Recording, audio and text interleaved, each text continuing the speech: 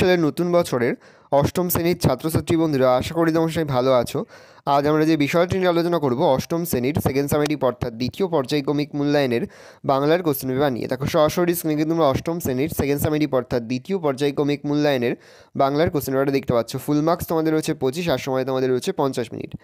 একে দেখে রয়েছে সঠিক উত্তর নির্বাচন করে যে কোনো 6টি প্রতিটি প্রশ্নের মান 1 করে 1 × 6 = 6। প্রথম, কবির মতে মানুষ আজ বড় নিঃসঙ্গ একাকী, একলা না নীরব? উত্তর হবে একলা। প্রশ্ন, তুমি অত্যন্ত হীন এবং নীচ, এই কথা রমেশ বলেছিল বেনি, রমা, আকবর না গোপালকে? উত্তর হবে রমাকে। প্রশ্ন, গলির মোড়ে একটা গাছ দাঁড়িয়ে, গাছ না গাছের প্রতিরূপ, প্রেতছায়া, প্রতিলিপি না চারা গাছ? উত্তর হবে প্রেতছায়া। প্রশ্ন, গাছের জীবন মানুষের জীবনের অনুরূপ, বিপরীত, ছায়ামাত্র, প্রতিরূপ? উত্তর হবে ছায়ামাত্র।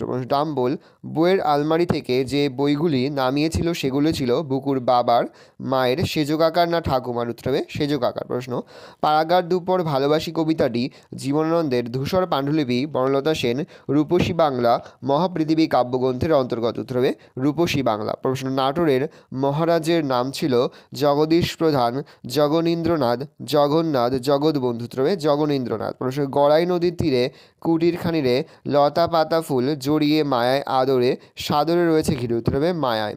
দুয়ে দাগ রয়েছে সংক্ষেপে নিচের প্রশ্নগুলির উত্তর দাও, যে কোনো 6টি প্রতিটি প্রশ্নের মান 1 করে 1 × 6 = 6। প্রথম, কবি পাখির মতো পাশে দাঁড়াতে বলেছেন কেন? কবি হলো মুক্তি ও স্বাধীনতার প্রতীক। কবিতায় তুমিকে সকল বাধা বিপত্তি অতিক্রম করে আর্তপীড়িত মানুষের পাশে মুক্তির প্রতীক হিসাবে পাখির মতো এসে দাঁড়াতে বলেছেন। গ্রামের একমাত্র ভরসা কী ছিল?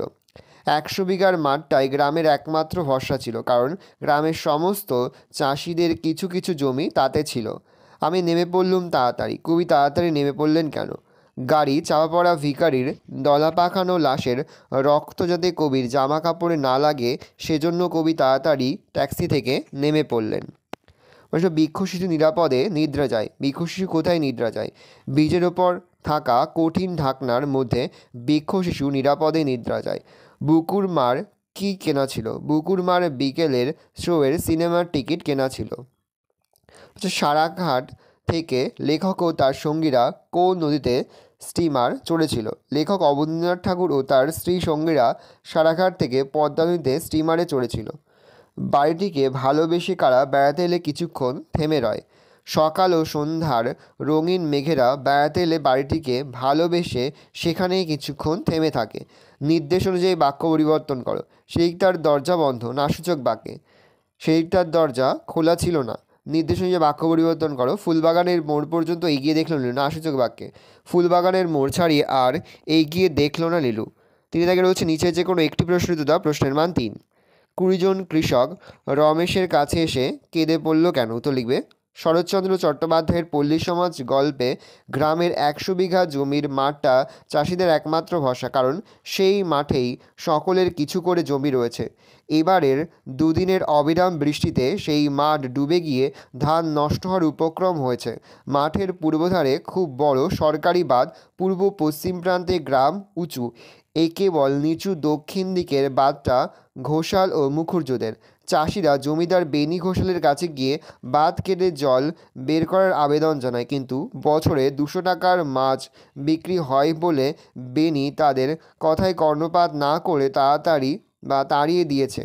চাষিরা তখন সেই সমস্যার সমাধানের জন্য রমেশের কাছে এসে কেঁদে পড়ল। বুবু অবাক হয়ে ফ্যালফেলিয়ে মায়ের মুখের দিকে তাকিয়েছিল কেন?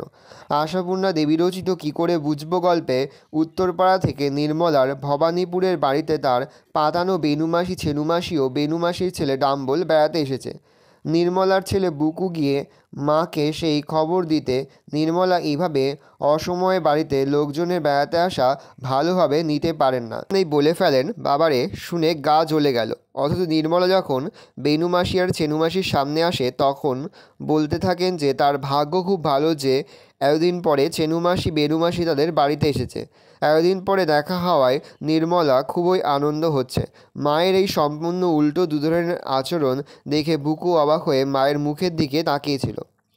এইকেই বলে রাজ সমাদর। উদ্ধৃতির আলোকে নাটোরের মহারাজার অতিথি বাৎসল্যের পরিচয় দাও। কংগ্রেসের প্রাদেশিক সম্মেলনের অভ্যর্থনা কমিটির সভাপতি ছিলেন নাটোরের মহারাজ জগনীন্দ্রনাথ রায়। তিনি কলকাতা থেকে ঠাকুরবাড়ির তরুণদের এবং জাতীয় কংগ্রেসের কর্তা ব্যক্তিদের নাটোরে আমন্ত্রণ জানান। আমন্ত্রিতদের জন্য স্পেশাল ট্রেনের ব্যবস্থা, স্টিমারে খাওয়া দাওয়ার ব্যবস্থা, অতিথিদের প্রত্যেকের বাক্সপ্যাঁটরা বয়ে নিয়ে যাওয়ার বন্দোবস্ত, নাটোরে বিপুল অভ্যর্থনা ও আদরযত্ন সকলকে মুগ্ধ করেছিল। আমন্ত্রিতদের প্রত্যেকের যখন যা প্রয়োজন তা চাইবার আগেই সকলের কাছে পৌঁছে যেত। তাছাড়া কারোর যাতে কোনো রকম অসুবিধা না হয়, স্বয়ং মহারাজ নিজে ব্যক্তিগতভাবে তার খোঁজখবর নিতেন। এই রকম বিপুল আদর আপ্যায়নকে তাই লেখক সত্যিকারের রাজ সমাদর বলে মনে করেছেন। তার দেখে রয়েছে নিচে যে কোনো একটি প্রশ্ন দিলাম, প্রশ্নের মান 3। গলির মোড়ে একটা গাছ দাঁড়িয়ে, গাছ না গাছের প্রেত ছায়া। একটি গাছ দাঁড়িয়ে আছে বলেও কেন পরের পংক্তি তাকে গাছের প্রেত ছায়া বলা হয়েছে তা বুঝিয়ে দাও। কবি দূর থেকে গাছের অবয়বটি দেখেছিলেন, কিন্তু কাছে এসে দেখেন সেটি একটি গাছের কঙ্কাল। তাতে না পাতা ফুল প্রাণের সামান্য আভাসও ছিল না। সেটি যেন ছিল শুকনো কাঠির ওপরের দিকে তুলে দাঁড়িয়ে থাকা ছাল বাকলহীন একটা গাছের কাঠামো। তাই কবি তাকে গাছের প্রেতছায়া বলেছেন। স্বপ্নে যে বেদনা আছে, কবির স্বপ্নে কেমন বেদনার অনুভূতি। কবি জীবনদাস রূপসী বাংলার কবি। নগর জীবনের ক্লান্তি ও বিষণ্ণতা তাকে বারবার ফিরিয়ে নিয়ে গেছে শৈশবের গ্রাম বাংলার দিনগুলোতে। গ্রাম বাংলার ফেলে আসা দিনগুলোর কথা ভেবে কবির মন আলোড়িত হয়েছে। বিষণ্ণতা তাকে আষ্টেপৃষ্টে জড়িয়ে ধরেছে। পাড়াগাঁয়ের দুপুরের প্রচণ্ড রোদ কবির মনে স্বপ্নের আবেশ সৃষ্টি করে। সেই স্বপ্নে ভেসে ওঠে গ্রামের করুণ ছবি। রোদের তাপে শুকিয়ে যাওয়া পাতা, ক্লান্ত শালিকের ডাক, নকশা পরা শাড়ি পরা মেয়েটির ক্লান্ত পায়ে দ্রুত চলে যাওয়া জলশির নদীর ওপর বুনো চালতা গাছের ডাল নুয়ে পড়া, নদীর জলে ভাঙাচোরা ডিঙির স্থির ভেসে থাকা, এই প্রতিটি ছবির মধ্যে বিষণ্ণতা ও বেদনাবোধ লক্ষ্য করা যায়। তাই কবির স্বপ্নে বেদনার অনুভূতি স্পষ্ট হয়ে ওঠে। কুড়ির খাড়িরে লতা পাতা ফুল মায়ায় রয়েছে ঘিরে। এখানে কুড়িটিকে লতা পাতা ফুলের মায়া দিয়ে ঘিরে রাখা বলতে কবি কী বুঝিয়েছেন? উদ্ধৃতাংশটি পল্লীকবি জসীমউদ্দীনের গড়াই নদীর তীরে কবিতা থেকে নেওয়া। গড়াই নদীর তীরে অবস্থিত কুটিরের চারপাশে রয়েছে লতানি গাছ, বুনো ফুল গাছ। কবির কাছে মনে হয়েছে প্রকৃতির এই লতা পাতা আর ফুল যেন স্নেহ মায়ায় আদরে জড়িয়ে রেখেছে কুটিরটিকে, অর্থাৎ কুটির যেন প্রকৃতিরই অংশ হয়ে উঠেছে। পাশে থেকে রয়েছে নিচে যে কোনো একটি প্রশ্ন দিলাম, প্রশ্নের মান 3। বৃদ্ধ নরোত্তম দাস বাবাজির সঙ্গে অপুর কীভাবে ভাব হয়েছিল? অপু বাবা হরিহরের মাধ্যমে অপুর সঙ্গে বৃদ্ধ নরোত্তম দাস বাবাজির ভাব হয়েছিল। গাঙ্গুলিদের চণ্ডীমণ্ডপে তার সঙ্গে বাবাজির দেখা হয়। বৃদ্ধ হলে অপুর সঙ্গে তিনি তার সমবয়সীদের মতোই কথাবার্তা বলেন। তার চোখে অপু ছিল গৌরসুন্দর। এই পরিচয় ধীরে ধীরে গাঢ় হয়ে ওঠে। মুখচোরা অপু বৃদ্ধের সঙ্গে নানান বিষয়ে খোলামেলা আলোচনা করতে শুরু করেন। এভাবে তাদের দুজনের মধ্যে ভাব জমে ওঠে। একদিন পাঠশালায় এমন একটি ঘটনা হইয়াছিল যাহা তাহার জীবনের একটি নতুন অভিজ্ঞতা। অপুর জীবনের এই নতুন অভিজ্ঞতাটা কী? কোনো একদিন বিকালে পাঠশালায় দিনু পালিত প্রমুখেরা উপস্থিত না থাকায় কোনো গল্পগুজব না হয়ে শুধু পড়াশোনা হচ্ছিল। অপু শিশুবোধক পড়ছিল। এমন সময় গুরুমশাই বললেন, স্লেট নাও, শ্রুতিলিখন লেখো। তিনি মুখে মুখে বললেও অপু বেশ বুঝতে পারছিল যে এগুলো তার নিজের কথা নয়, মুখস্থ বলা। সেগুলো শুনতে শুনতে অপুর মনে হলো অনেকগুলো অমন সুন্দর কথা একসঙ্গে পরপর সে কখনো শোনে নাই। সে যদিও সব কথার অর্থ বুঝতে পারছিল না, তবু অজানা শব্দ, লালিত পদের ধ্বনি, ঝঙ্কার জড়ানো এই অপরিচিত শব্দসঙ্গীত তার অভ্যস্ত কানে অপূর্ব ঠেকল এবং সব কথার অর্থ না বোঝার জন্যই কুহেলি ঘেরা অস্পষ্ট শব্দ সমষ্টি পিছনে একটা অপূর্ব দেশের ছবি তার কল্পনায় বারবার উকি দিচ্ছিল।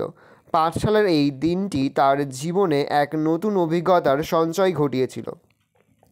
6 দাগে রয়েছে পত্র রচনা করো। হাসপাতালের সামনে জোরে মাইক বাজানো অমার্জনীয় অপরাধ। এই মর্মে সচেতনতা গড়ে তুলতে সংবাদপত্রে চিঠি লেখো। দেখে নাও চিঠিটা, আমি আস্তে স্ক্রল ডাউন করছি।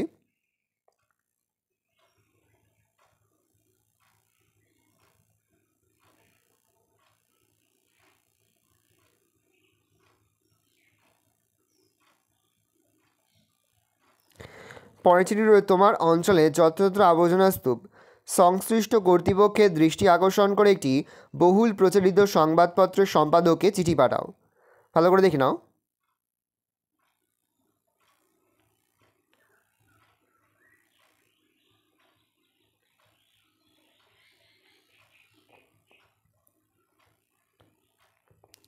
এই রয়েছে টোটাল তোমাদের সেকেন্ড সামারি অর্থাৎ দ্বিতীয় পর্যায়ক্রমিক মূল্যায়নের অষ্টম শ্রেণীর বাংলার কোশ্চেন পেপার। ভালো তোমার কোশ্চেন পেপারটা দেখে নাও। আশা করি ভিডিওটা ভালো লেগেছে। ভিডিওটা ভালো লাগলে ভিডিওকে লাইক করতে একদমই ভুলবে না। আর আমার চ্যানেল নতুন হওয়া লাল কালার সাবস্ক্রাইব প্রেস করে পাশে বেল আইকন প্রেস করে যখন নতুন কোনো ভিডিও আপলোড করি সবার ফার্স্ট নোটিফিকেশন তোমরা পেয়ে যাও। আর এই ভিডিওটি তোমার বন্ধু বান্ধবী আত্মীয় স্বজন সবার মধ্যে কিন্তু অনেক অনেক শেয়ার করেছে যারা বছর অষ্টম শ্রেণীতে পড়ছে। আমরা কিন্তু ইতিমধ্যে অষ্টম শ্রেণীর প্রতিটি বিষয়ের সিলেবাস, প্রশ্নকাঠামো এবং নমুনা প্রশ্নপত্র কিন্তু আপলোড করে দিই। তোমাদের এখনও পর্যন্ত সেই ভিডিওগুলো না দেখে থাকো, ভিডিওগুলো কিন্তু তাড়াতাড়ি দেখে নাও। তোমাদের সকলকে জানাই আগাম পরীক্ষার অনেক অনেক শুভেচ্ছা এবং অভিনন্দন। আশা করি সকলের পরীক্ষায় খুব ভালো হবে। একেবারে ভিডিও শেষে স্ক্রিনে তোমরা একটা প্লেলিস্ট দেখতে পারবে, তারপরে ক্লিক করলেই সমস্ত ভিডিওগুলো কিন্তু তোমরা পর দেখে নিতে পারবে। আজ আমরা যে প্রশ্নোত্তরগুলি নিয়ে আলোচনা করলাম, প্রতিটি প্রশ্নোত্তরই কিন্তু এবছরের পরীক্ষার জন্য খুবই গুরুত্বপূর্ণ। সেহেতু প্রতিটি প্রশ্নোত্তরই তোমাদের খাতা থেকে তোমরা কিন্তু মুখস্থ করে ফেলবে। ভালো করে দেখে নাও।